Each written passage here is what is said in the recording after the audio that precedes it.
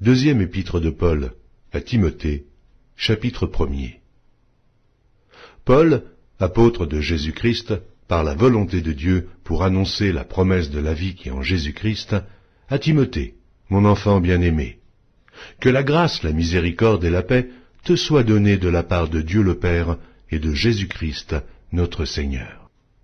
Je rends grâce à Dieu que mes ancêtres ont servi et que je sers avec une conscience pure, de ceux que nuit et jour je me souviens continuellement de toi dans mes prières, me rappelant tes larmes et désirant te voir afin d'être rempli de joie. Gardant le souvenir de la foi sincère qui est en toi, qui habita d'abord dans ton aïeul, Loïs, et dans ta mère, Eunice, et qui, j'en suis persuadé, habite aussi en toi. C'est pourquoi je t'exhorte à ranimer le don de Dieu que tu as reçu par l'imposition de mes mains.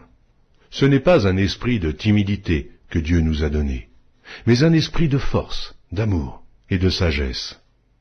N'aie donc point honte du témoignage à rendre à notre Seigneur, ni de moi, son prisonnier, mais souffre avec moi pour l'Évangile, par la puissance de Dieu qui nous a sauvés et nous a adressé une sainte convocation, non à cause de nos œuvres, mais selon son propre dessein, et selon la grâce qui nous a été donnée en Jésus-Christ avant les temps éternels, et qui a été manifestée maintenant par l'apparition de notre Seigneur et Sauveur Jésus-Christ, qui a détruit la mort et a mis en évidence la vie et l'immortalité par l'Évangile.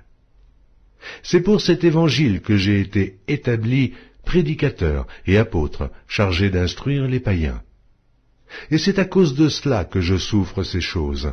Mais je n'en ai point honte, car je sais en qui j'ai cru, et je suis persuadé qu'il a la puissance de garder mon dépôt jusqu'à ce jour-là.